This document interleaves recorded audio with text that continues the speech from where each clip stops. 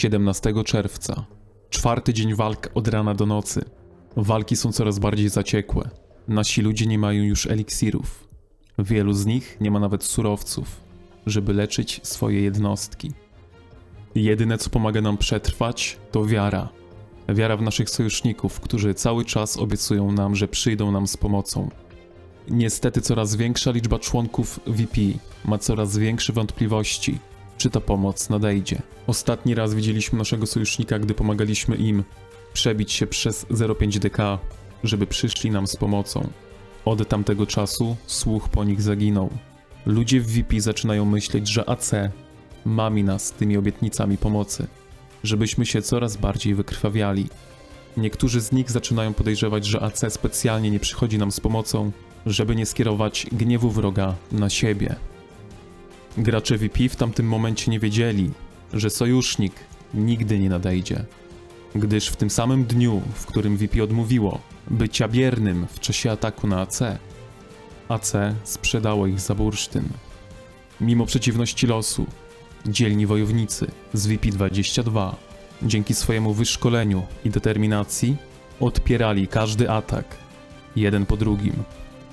Mimo to, że byli otoczeni z każdej strony przez przeciwników, nie poddawali się, bo doskonale zdawali sobie z tego sprawę, że nie walczą tutaj tylko o bursztyn, ale walczą tutaj o honor i o wieczną chwałę.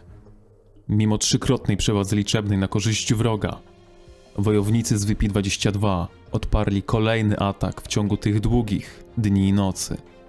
Dzięki przytomnej reakcji liderów, którzy wydali rozkaz, aby zablokować 05DK w tym wąskim przejściu, a następnie wybić ich od tyłu, dzięki czemu oddział, który był na dole, mógł zajmować się swoim wrogiem i walczyć 1 versus 1. Bardzo przytomna reakcja liderów oraz idealna egzekucja tego planu ze strony reszty członków pozwoliło nam odeprzeć ten zmasowany atak wroga. Z każdym, nawet niewielkim zwycięstwem, wojownikom z VP-22 wzrastały morale, a co za tym idzie, ponownie uwierzyli w zwycięstwo. Chcieli zasług. Dajmy im to, po co przyszli. To nasza szansa, by ich przepchnąć.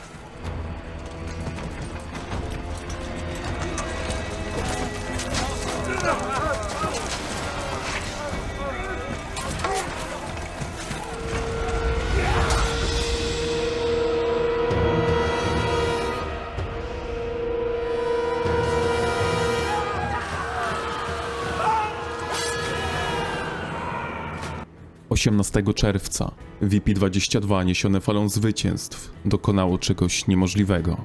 Walcząc z trzykrotnie potężniejszym przeciwnikiem, odepchnęli go zarówno ze wschodu, jak i z zachodu. To przepchnięcie wroga nie było zwykłym zdobyciem terenu. Ten niespodziewany przez nikogo kontratak pozwolił VP-22 zbudować bastiony zarówno z jednej, jak i z drugiej strony.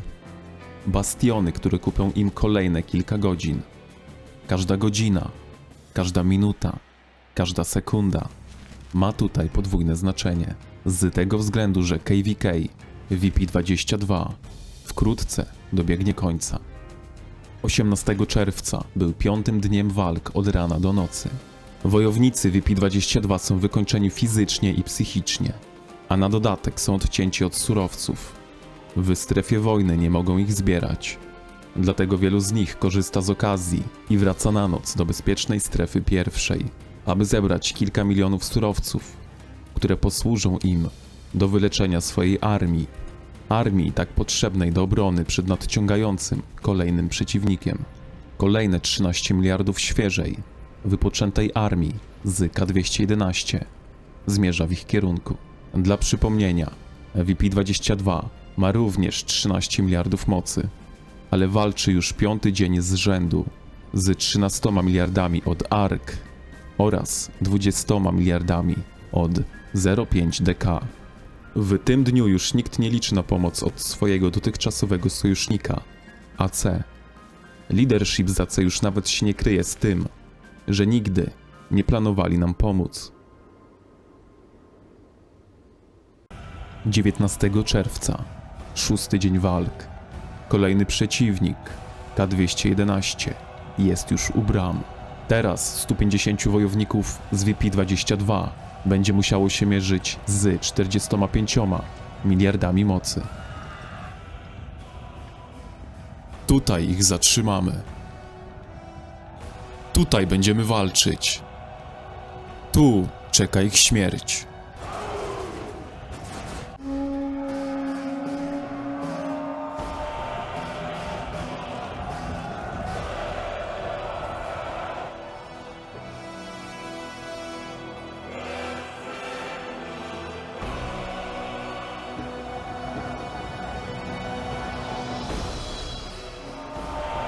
Utrzymać pozycję.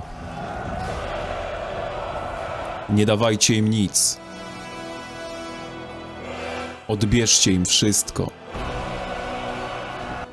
Tak prezentowała się mapa 6. dnia walk. 05DK naciskające ze wschodu oraz ARK i K211 atakujące z zachodu. 3 królestwa, 5 sojuszy, 45 miliardów mocy, a po drugiej stronie VP-22 ze 150 wojownikami.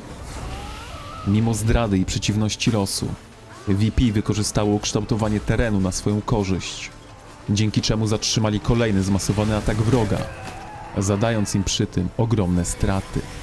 Z jednej strony kolejne zwycięstwa, nawet te najmniejsze, podnosiły morale VP-22. Z drugiej strony jednak VP wiedziało, że ich surowce są na wyczerpaniu i długo takiej wojny przeciwko 4-krotnie, a może nawet 5-krotnie większej przewadze liczebnej wroga nie wytrzymają. Mimo to nie odkładali swoich mieczy na bok, a wręcz coraz mocniej zaciskali je w swych dłoniach. W czasie, gdy VP-22 się wykrwawiało, ich w cudzysłowie sojusznik wymieniał się zasługami z Dan. To właśnie wymiany zasług były głównym źródłem tych zasług na tym KVK.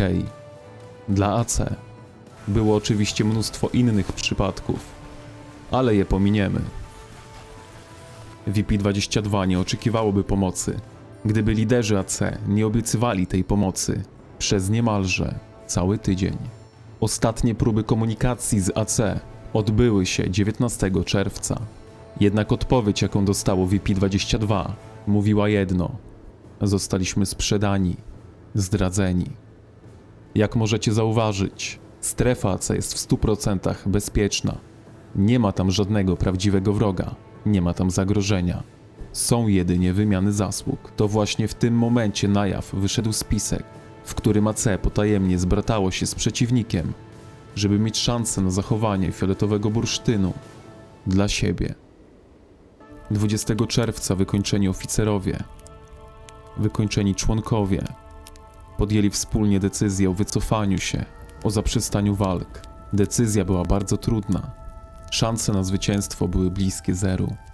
Niemalże tydzień ciągłych walk z przeciwnikiem prawie 4-krotnie potężniejszym od VP-22 poskutkowało brakiem eliksirów, brakiem surowców, brakiem snu. Tego dnia wojownicy z VP-22 powrócili do strefy pierwszej, odpocząć, zregenerować się, bo wiedzieli jedno: ich KVK się jeszcze nie skończyło. Nie pomogliśmy VP-22 zgodnie z umową. To prawda. Dobra robota. Wykonaliście swoje zadanie zgodnie z umową. Jednak zachowaliście się podle. A my nie lubimy zdrajców. Nie pomogliśmy VP-22 zgodnie z umową. Błagam, obiecaliście nam bursztyn. Jak się później okazało, AC na tej zdradzie wyszło bardzo źle. Zdradzone VP chciało sprawiedliwości. Wrogie królestwa chciały dramy. Ta wybuchowa mieszanka spowodowała, że AC wkrótce straci swój bursztyn. Wróg chcący dramy wystawił AC na sprawiedliwość. 05DK usunęło swoje wieże, żeby VP-22 mogło się budować w kierunku AC. Jednak gdy VP dotarło do bram prowadzących do strefy AC, AC już opuszczało tę strefę i żegnało się z Necro. gdyż walczyli 1 versus 1 z K211 i przegrali w ciągu kilku godzin. Jak się okazało, nie byli tak waleczni jak VP-22, które walczyło 1 versus 3 niemalże przez tydzień. Leadership AC, próbując wyjść z twarzą z sytuacji, do której doprowadzili, posunęli się do siania kłamliwej propagandy. Mimo że to oni zdradzili VP-22 i nie przyszli im ani razu z pomocą, próbowali obarczyć winą o zdradę swoich sojuszników.